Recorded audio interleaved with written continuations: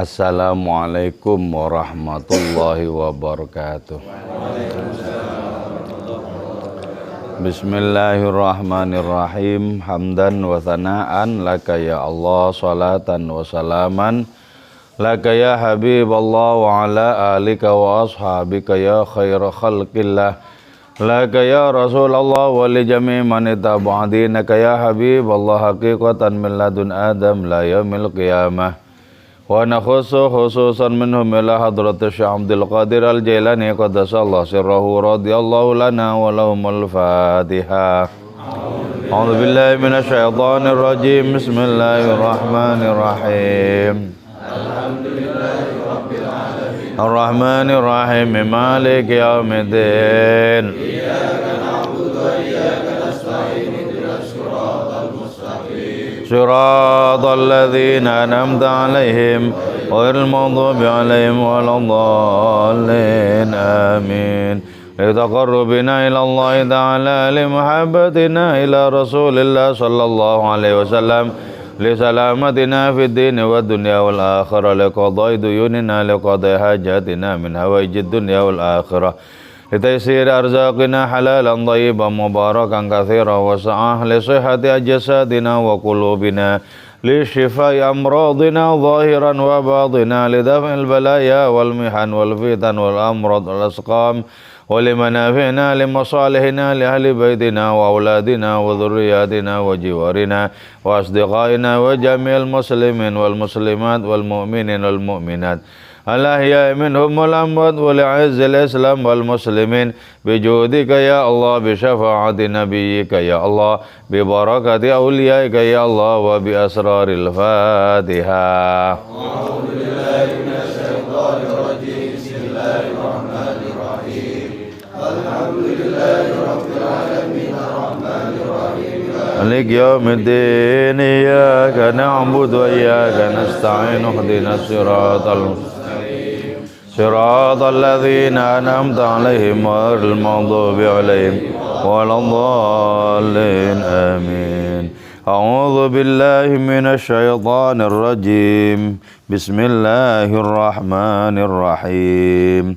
Rabbana innaka jami'un nasi liyaumin la raiba fih, innallaha la yukhliful mi'ad. Allah. Rabbana, wahai Tuhan kami, innaka sesungguhnya engkau, bidzatika dengan zatmu, wa awsafika dan sifat-sifatmu, wa asma'ika dan nama-namamu, jami'un ialah mengumpulkan syattatan nas terhadap keanekaragaman, kekocar-kaciran tulang belulang manusia, liyaumin bagi suatu hari, sya'nuhu adapun kondisinya itu yaum, la raiba fi ialah tidak ada keraguan, fihi di dalam itu yaum. Ayat ini berbicara tentang sesuatu yang akan tiba di hari akhir, yaitu ketika medan kehidupan ini digulung oleh Allah Ta'ala dengan datangnya hari kiamat. Nah, memiliki kesadaran tentang digulungnya medan kehidupan itu penting, agar kita itu beramal itu untuk kehidupan setelah kematian. Jadi dari sekarang kita mengumpulkan bekal untuk kehidupan setelah kematian. Kata Maulana Rumi, ciptakan perniagaan yang keuntungannya bisa kau petik di hari kemudian. Jadi dunia ini tempat kita berniaga, tapi berniaga yang baik-baik, yang untungnya bisa kita terima kelak di hari kiamat, di hari keabadian. Jadi jangan hanya berniaga untuk kehidupan kita di dunia, tapi terutama berniagalah untuk kehidupan kelak di akhirat. Kalau kita berniaga untuk keuntungannya kita petik di akhirat, maka insya Allah Ta'ala kita juga akan memetik keuntungan di dunia.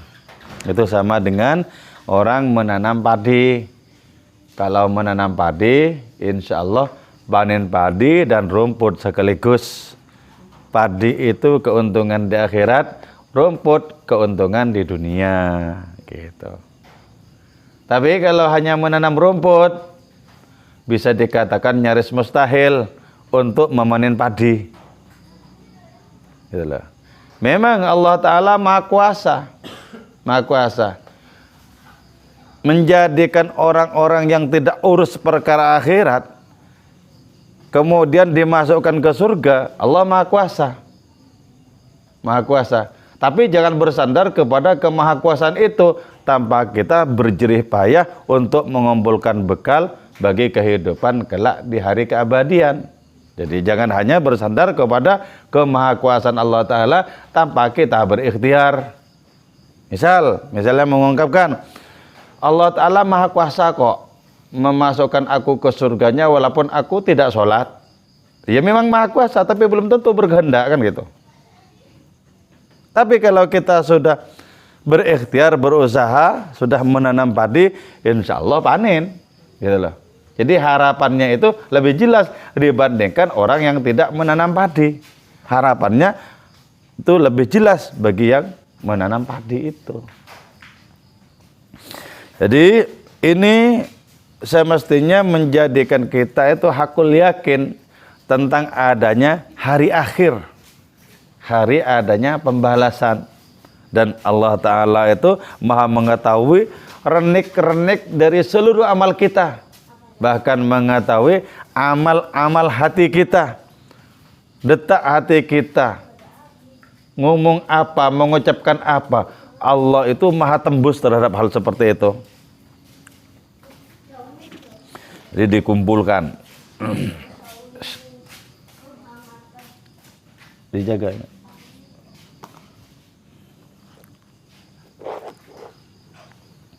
Jadi tidak ada keraguan sama sekali.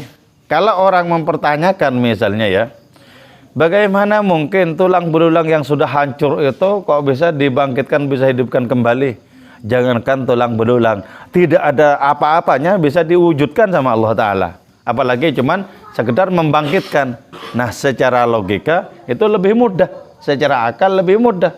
Kalau hanya membangkitkan, dibandingkan enggak ada apa-apa sama sekali, terus diciptakan wujud kita, ciptakan kehidupan. Itu jauh lebih mudah. Jadi sama mudahnya bagi Allah Ta'ala antara menciptakan dari segala sesuatu yang sebelumnya tidak ada, dan membangkitkan sesuatu yang ada tapi sudah hancur lebur. Sama-sama mudahnya bagi Allah Ta'ala. Jadi tidak ada keraguan. Wala syakka, dan tidak ada keraguan fi wuquhi, di dalam terjadinya itu hari. Sudah ada ya. Bahkan kalau kita dianugerahi oleh Allah Ta'ala cahaya keimanan yang kuat, kita bisa menyaksikan dari sekarang adanya keberlangsungan hari kiamat itu. Sudah bisa menyaksikan dari sekarang. Jadi orang yang menyaksikan dari sekarang, maka dapat dipastikan perilakunya itu semuanya untuk mengumpulkan bekal hari akhirat. Perilakunya itu. Bahkan andaikan tindakannya itu bersifat duniawi sekalipun, nilainya tetap akhirat. Nilainya tetap akhirat. Jadi di dalam kitab hikam itu disebutkan begini. Andaikan cahaya keimanan itu kuat dalam dirimu, maka kau akan menyaksikan akhirat lebih dekat kepadamu dibandingkan engkau harus mendatangi akhirat. Jadi, kalau mendatangi akhirat masih mungkin ratusan tahun atau ribuan tahun lagi. Tapi menyaksikan akhirat dari sekarang, ya langsung sekarang. Langsung sekarang. Jadi kalau cahaya keimanan itu kuat, dari sekarang sudah menyaksikan akhirat. Dan karena itu setiap tindakannya diorientasikan untuk bekal di akhirat itu.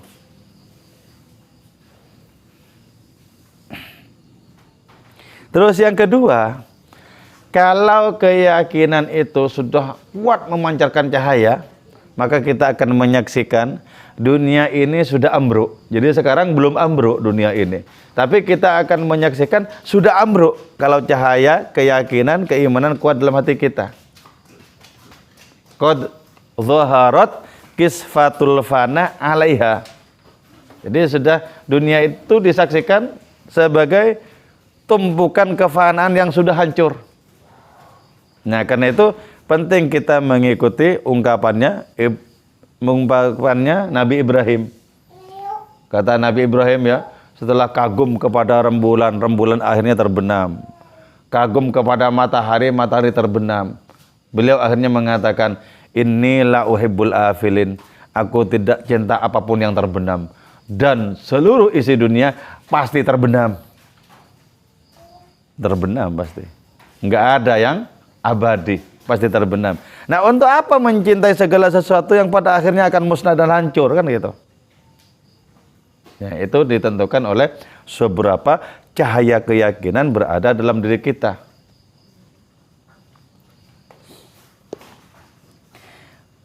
Li'ikhbarika biwuku'ihi, karena engkau telah memberitahukan biwuku'i dengan terjadinya itu hari kiamat, ala alsinati rusulika, melalui lisan-lisan rasul-rasulmu, wa inzalika, dan ayat-ayat yang kau turunkan, fi kutubika, di dalam kitab-kitab sucimu.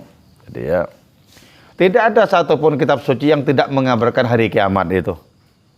Hari kiamat. Hari yang ketika dipandang dengan akal permukaan manusia seakan-akan mustahil terjadi. Toh. Gimana mau kiamat orang hidup sebegitu kukuhnya seperti ini kan gitu. Tapi bagi Allah Ta'ala untuk menterjadikan kiamat itu sangat sepele kok. Sangat sepele.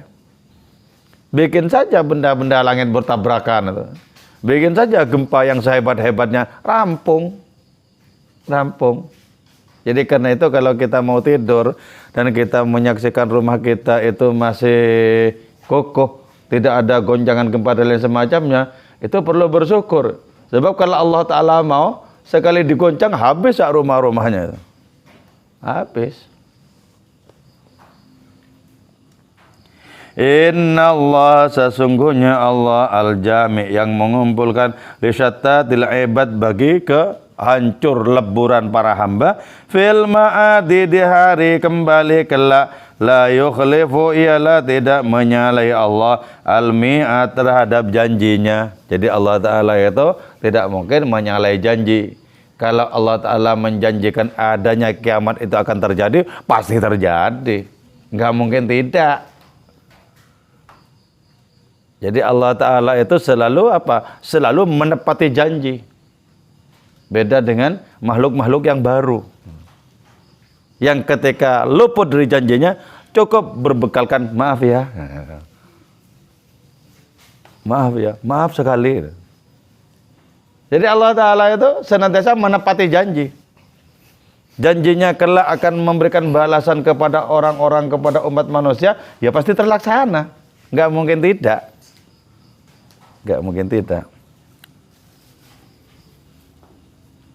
Alladzi wa'ada, yang telah menjanjikan Allahu kepada itu, ladzi fi kitabi, di dalam kitabnya itu Allah, bal anjaza, bahkan melaksanakan itu Allahu kepada itu ladzi, ala muqtada inzali, sesuai dengan ketentuan firman-Nya Allah Ta'ala, wa wahyihi, dan wahyunya Allah Ta'ala, pasti terjadi itu. Jadi karena itu penting bagi diri kita itu ya, untuk selalu mengingat akhirat, penting. Selalu mengingat kematian, itu penting. Tapi jangan disalahpahami. Misalnya begini, kalau terus-terusan mengingat mati malah nggak jadi bekerja, katanya kan. Kalau terus-terusan mengingat akhirat malah tidak semangat. Justru karena itu harus semangat dalam kebaikan. Bukankah kerja duniawi itu bisa bernilai ukhrawi kalau niatnya baik, kan gitu. Jadi ibadah orang itu bisa beraneka ragam, termasuk lewat pintu pekerjaan. Bisa beraneka ragam. dan pekerjaan yang nilainya itu ibadah, tentu itu merupakan tabungan untuk hari keabadian di akhirat. Gitu. Jadi jangan salah memahami. Kalau salah memahami dikiranya kalau ingat akhirat tidak semangat, ibadah duniawinya tidak semangat. Kalau ingat mati, bekerjanya kemudian loyo. Enggak juga, malah sebaliknya seharusnya. Innalladzina, sesungguhnya orang-orang kafaru yang kufur itu mereka billahi kepada Allah Ta'ala wa a'radu dan berpaling itu mereka an kutubihi dari kitab-kitab sucinya Allah wa rusulihi dan para utusan Allah wa sarru dan menetapi mereka alaihi atas itu kufur iqtiraran karena tertipu bimuzakhrafatihim dengan kesenangan-kesenangan mereka al-batila yang batil minal amwal dari berbagai harta benda wal aulad dan anak cucu lan tughniya anhum lan tughniya tidak akan pernah mencukupkan wa tarfa'u dan melepaskan anhum dari mereka fi nasyatil ukhra di kehidupan di akhirat apa yang tidak mencukupkan amwaluhum apa harta benda mereka wala auladum dan tidak pula anak cucu mereka min ghadabillah dari murka Allah Ta'ala syai'an sedikit pun. Jadi ya, kalau orang-orang mengandalkan harta benda yang dimiliki, orang mengandalkan adanya anak cucu yang banyak. Dulu kan orang-orang Arab itu bangga dengan harta benda, bangga juga dengan anak cucu itu.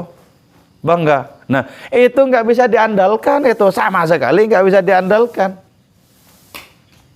Oh, harta benda itu sangat mudah untuk dilenyapkan kok kalau Allah mau. Di dalam kitab Mantiqut Thair itu disebutkan, orang yang memiliki harta benda yang banyak dan bangga serta bersandar terhadap harta bendanya itu ibaratnya adalah laba-laba yang menempati rumah kosong yang tidak dihuni oleh orangnya. Laba-laba itu bikin sarang sebagai kerajaan. Bikin sarang sebagai kerajaan laba-laba itu. Dan berputar-putar di sarangnya. Dan rajanya adalah dia dengan mengatakan, siapa yang berkuasa di sini selain aku? Jadi laba-laba itu merasa berkuasa di tengah perputaran kerajaannya. Sekian lama laba-laba itu berkuasa di situ karena rumah itu tidak ditempati oleh penghuninya. Suatu saat penghuninya itu pulang dari rantau. Dan karena mau menempati rumah itu, disapu itu laba-laba itu dengan kerajaannya sekaligus. Lenyap kemudian. Nah, seperti itu perumpamaannya. Jadi betapa sangat remeh-temeh bagi Allah Ta'ala untuk menghancurkan kebanggaan harta benda. Untuk menghancurkan kebanggaan kekuasaan dan lain semacamnya. Sangat remeh-temeh bagi Allah Ta'ala. Itu nggak ada apa-apanya. Karena itu tidak bisa kita jadikan sebagai sandaran. Tidak bisa. Jadi itu tidak akan membantu sama sekali nanti harta benda dan anak cucu itu nggak akan membantu. Dari apa? Dari adanya murka Allah Ta'ala. Nggak mungkin bisa dihalang-halangi murka Allah Ta'ala itu dengan adanya harta benda dan anak cucu. Nggak mungkin bisa dihalang-halangi. Allah mau murka, murka saja. Itulah. Murka saja. Dan neraka paling mengerikan itu ya murka Allah itu. Neraka paling mengerikan itu. Murka Allah sebagaimana surga paling dahsyat adalah berdekat-dekatan dengan Allah Ta'ala, sowan kepada hadiratnya. Itu surga paling surga. Surga paling surga.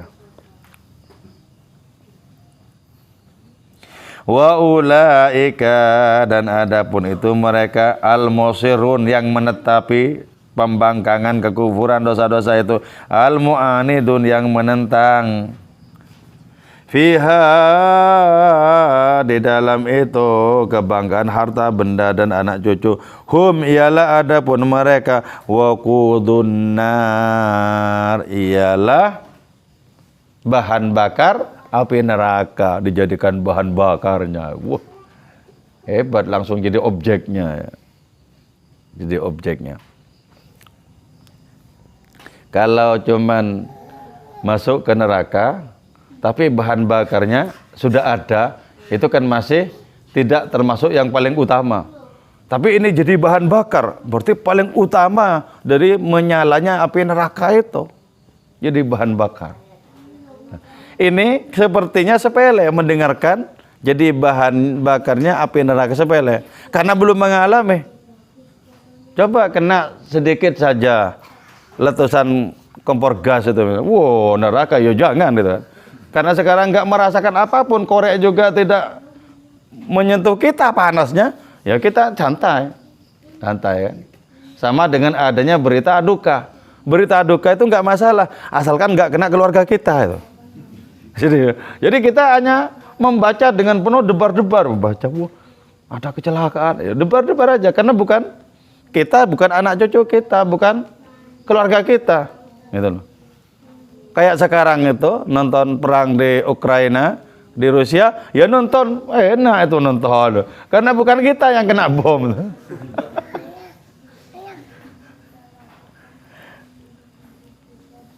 Jadi artinya ajasamuhum, adapun jasad-jasad mereka, wa qudunaril husrah, yaitu menjadi bahan bakarnya api kehinaan. Wal khudlan, dan kehinaan, da'bahum sebagaimana kebiasaan mereka, wadidanatihim, dan adat mereka, fin nasy'atil ula, di kehidupan di dunia. Jadi karena di dunia itu orang berkecimpung dengan adanya pengingkaran terhadap Allah Ta'ala, maka di akhirat itu berkecimpung pula dengan adanya pengusiran dari Allah Ta'ala. Jadi hal-hal yang sama sekali tidak mengenakan untuk diri kita, untuk siapa saja tidak mengenakan. Berarti apa? Beragama itu menguntungkan bagi diri kita, dan mengingkari itu mencelakakan, menghinakan diri kita. Untuk apa dipilih sebuah jalan yang pada akhirnya akan menghancurkan diri kita? Kan tidak masuk akal. Jadi orang menjauh dari Allah itu tidak rasional, itu tidak masuk akal, tidak masuk akal. Orang mendekat kepada Allah Ta'ala cerdas seperti orang itu, sebab tahu bahwa di situ ada keberuntungannya, kan gitu. Makanya Allah Ta'ala menyebutkan bahwa di antara manusia itu ada yang menganiaya diri mereka sendiri. Loh, kok bisa menganiaya? Ya bisa. Kenapa? Salah persepsi. Dikira kenikmatan penganiayaan itu, dikira kenikmatan, dikira kebahagiaan, adanya perbuatan menyakiti diri itu dikira kebahagiaan, padahal tidak sama sekali. Dikira kalau mengikuti nafsunya itu orang bisa bebas dengan kebahagiaannya, itu padahal merupakan awal mula dari kehancuran. Dikira enak itu loh, dikira enak.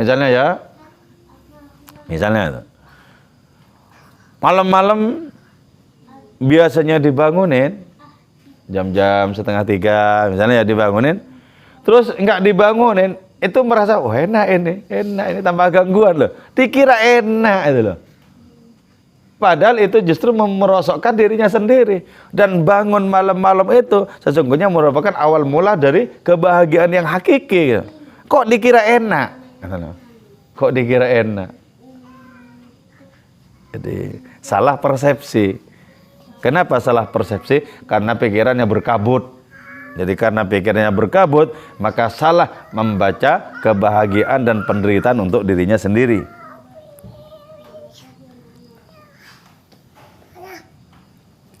Kada bi ali Fir'aun, sebagaimana kebiasaan keluarga Fir'aun. Walladzina madaw, walladzina, orang-orang madaw yang telah berlalu, min qablihim, sebelum itu ahli Fir'aun. Ka'adin, seperti kaum Ad, wa Thamud, dan kaum Thamud. Ini kaum-kaum yang oleh Allah Ta'ala ditimpakan adanya azab kepada mereka. Kaum Ad, kaum Thamud ini orang-orang yang diazab. Kenapa? Ingkar. Ketika diutus seorang rasul ke tengah-tengah mereka, mereka itu kemudian menantang rasul itu dan mengatakan, man asyaddu minna quwwah, siapa yang lebih kuat dari kami? Rasul-rasul tewer-tewer itu. Jadi disepelekan betul. Allah Ta'ala mengutus seorang utusan untuk memberikan kabar gembira kepada mereka. Kalau mengikuti utusan itu malah dihinakan, itu bahkan malah diancam dibunuh itu. Nah itu kaum-kaum yang kemudian dihancurkan oleh Allah Subhanahu wa taala. Jadi karena itu kita belajar dari adanya kehancuran itu, jangan sampai kita menjadi bagian dari adanya sarana penghancuran itu. Jangan menjadi bagian. Jadi itulah pentingnya ya, Al-Quran berkisah kepada kita tidak saja tentang orang yang baik-baik, orang yang buruk-buruk juga dikisahkan agar kita tidak mengikuti perilaku mereka yang buruk-buruk itu.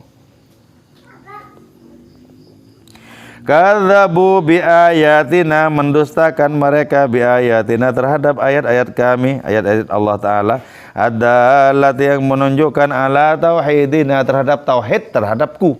Jadi ayat-ayat Allah Ta'ala itu menunjukkan kepada ketauhidan.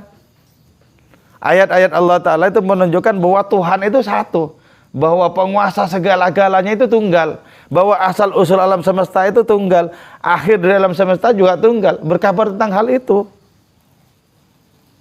Tapi didustakan kemudian oleh orang-orang yang tidak memiliki kesiapan untuk bisa menerima, didustakan.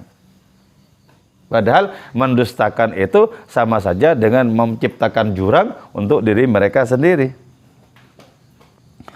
Al-munazzal ad-dallati ala tauhidina, al-munazzal ala rusulina, yang diturunkan itu ayat ala rusulina atas utusan-utusan kami, al-mustakhlafin, yang dijadikan ganti min indina, dari sisi kami. Jadi Al-Quran atau kitab-kitab suci yang lain itu diturunkan kepada para utusan, dan para utusan itu sebagai ganti dari kehadiran Allah Ta'ala di muka bumi. Jadi disebut utusan karena posisinya itu sebagai kehadiran si pengutus. Tentu saja dijadikan sebagai utusan karena dipercaya, karena dipercaya, sehingga layak untuk dijadikan utusan.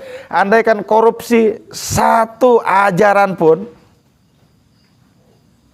maka tidak layak untuk dijadikan utusan.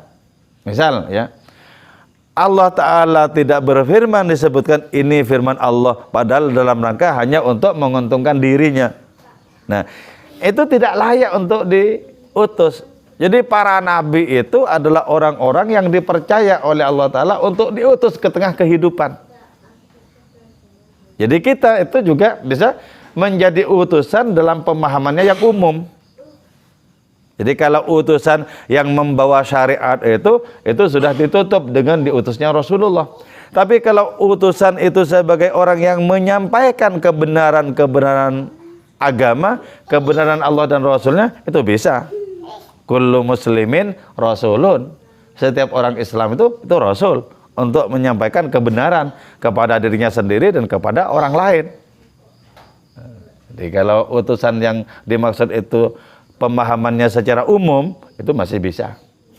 Tapi kalau sudah utusan yang membawa syariat, itu sudah ditutup dengan diutusnya Rasulullah Sallallahu Alaihi Wasallam. Fa'akhadhahumullahu, maka menyiksahum kepada mereka itu, mereka yang mendustakan ayat-ayat itu. Allah, siapa Allah? Bismihi, dengan namanya Allah Al-Muntakim, yang maha menyiksa, maha menuntut balas. Dia disiksa. Kenapa disiksa? Karena mereka mendustakan. Artinya begini ya, orang-orang mendustakan itu kan bengkok ya. Nah, siksaan itu untuk meluruskan, gini loh, untuk meluruskan. Karena itu orang yang memang sudah lurus, pantangan diluruskan. Oh, sudah lurus kok mau diluruskan. Jadi yang diluruskan itu yang bengkok-bengkok, diluruskan. Nah, kalau bisa diluruskan di dunia, diluruskan di dunia. Di akhirat kemudian mendapatkan ampunan. Tapi kalau dunia tidak mempan untuk diluruskan, maka diluruskan paksa di akhirat. Diluruskan paksa. Karena itu orang di neraka itu semuanya beriman di saat itu. Kenapa? Sudah menyaksikan balasan itu. Bagaimana tidak beriman? Misalnya, aku tidak percaya. Gak percaya di mana? Wong udah disiksa. Gak mungkin. Kalau sekarang bisa bilang gak percaya aku, atau gurauan misalnya ya, gak apa-apa masuk neraka banyak artis-artis katanya kan. Itu guyonan. Karena belum disiksa. Ketika disiksa, wah itu menjerit-jerit, gak minta tolong-tolong itu. Gak mungkin guyonan seperti itu. Gak mungkin. Dan pasti yakin. Kenapa? Langsung berhadapan dengan kenyataan. Sama dengan anak kecil. Anak kecil itu yang tidak tahu rasanya kena api, mau main api itu, tangannya anak kecil itu. Dikira api itu merupakan keindahan, kenikmatan itu loh. Biarin saja coba, asalkan apinya tidak terlalu besar. Biarkan saja. Nah ketika kena panas, pasti ditarik itu. Pasti ditarik. Jadi karena itu beruntung, termasuk beruntung orang yang karena persoalan tertentu di dunia ini kemudian bertobat. Oh iya ya, tidak enak ternyata, tidak enak. Aku harus membenahi hidupku. Beruntung. Masih ada kesempatan untuk lurus di dunia. Kalau tidak ada kesempatan, terpaksa diluruskan di sana. Dan diluruskan di sana itu berlipat-lipat sakitnya ketimbang diluruskan di dunia ini. Karena itu di dunia ini jangan bengal-bengal, jangan ngeyel-ngeyel. Ikuti agama walaupun belum paham. Ikuti. Bidunubihim lantaran dosa-dosa mereka as-sadirati yang muncul minhum dari mereka minat takdzib dari adanya mendustakan itu wal ingkar dan ingkaran wal inad dan penentangan wal istikbar dan kesombongan. Ini merupakan perbuatan buruk semua. Mendustakan, ingkar, menentang, sombong. Wah ini semuanya merupakan perbuatan bengkok nih, harus diluruskan. Jadi karena itu kita harus apa? Belajar untuk sukarela untuk meluruskan diri sendiri. Biar tidak diluruskan paksa. Lurus, enak. Tidak usah berbelit-belit itu loh untuk merasakan kenikmatan. Kalau orang yang suka mendustakan, ingkar, menentang, terus sombong, itu berbelit-belit untuk menyongsong kebahagiaannya sendiri. Enggak mau bahagia loh. Kalau ada orang yang enggak mau bahagia itu kan berarti itu bagian dari kebodohan itu.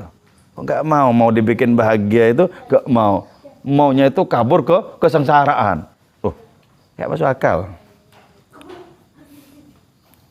Fastasallahum bil marrati fin nas'atil ula, maka mencerabut Allahum kepada mereka bil marati dengan sekali pukul finnasatil ula di kehidupan di dunia wa haraqahum dan membakar itu Allahum kepada mereka binari dengan api finnasatil ukhra di kehidupan akhirat jazaan sebagai balasan bima terhadap sesuatu kasabu yang telah berbuat mereka fil ula di kehidupan di dunia.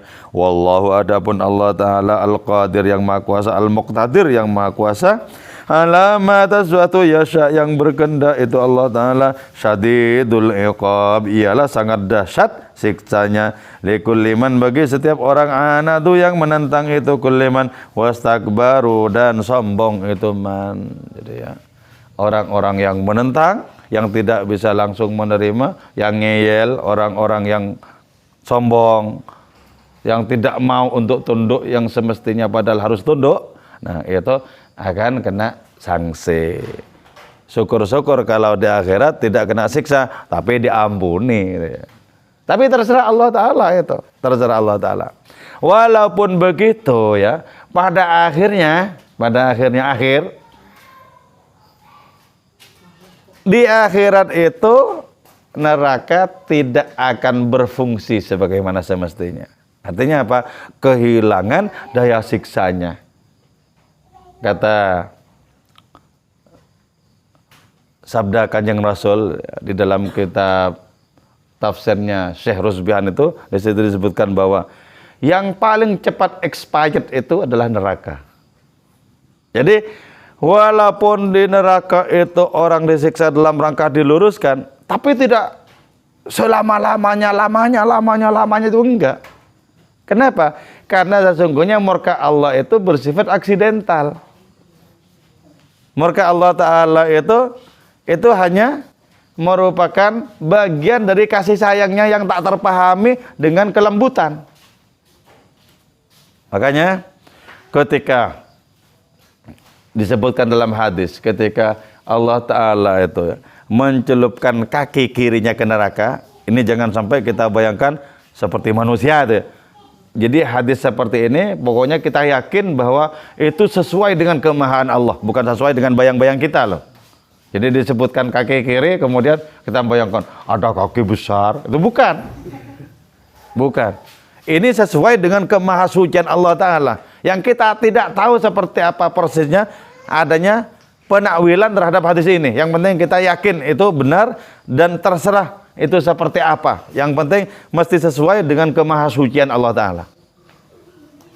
Jadi ketika Allah Ta'ala mencelupkan kaki-kakinya di neraka, nerakanya bilang kemudian kot, cukup. Nah di saat itu kemudian di neraka itu tumbuh sebuah pohon, namanya pohon jarjir.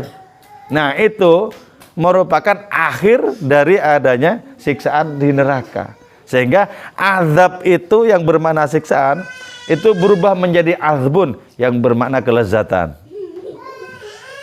Itu artinya apa? Artinya rahmatnya Allah Ta'ala itu meliputi segala sesuatu. Kalau tidak meliputi segala sesuatu, maka selama-lamanya ya tetap disiksa kan gitu. Karena rahmat Allah meliputi segala sesuatu, maka termasuk meliputi neraka. Gitu deh.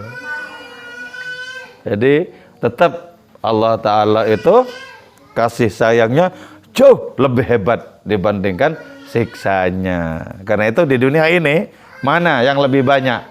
Kenikmatan apa siksa? Banyak kenikmatan. Coba masalah sehat. Ya banyak sehatnya. Banyak sehatnya. Terus perkara gempa, ya banyak tidak gempanya. Perkara Merapi, ya banyak tidak meletusnya. Perkara apa? Ya banyak nikmatnya tetap Allah Ta'ala, walaupun sesungguhnya kita itu tidak patuh-patuh amat kepada Allah Ta'ala, tetap lebih banyak enaknya. Itu tandanya rahmat Allah, kasih sayang Allah meliputi segala sesuatu. Oke, saya kira ini kajian kita pada malam hari ini, moga-moga menjadi manfaat dan barokah untuk diri kita semua. Moga-moga sisa umur kita semakin bermakna, semakin baik, semakin mulia di hadapan Allah Subhanahu wa Ta'ala. Moga-moga anak cucu keturunan kita menjadi orang-orang yang bertakwa kepada Allah dan mengikuti tauladan Kanjeng Rasul Muhammad sallallahu alaihi wasallam. Moga-moga kita senantiasa sehat walafiat dan panjang umur. Moga-moga dijauhkan dari berbagai macam bencana dan malapetaka, dijauhkan dari berbagai macam penyakit yang sulit obatnya. Moga-moga negeri kita Indonesia ini senantiasa damai dalam lindungan Allah Subhanahu wa Ta'ala. Wa'alaikum minkum. Wassalamualaikum warahmatullahi wabarakatuh.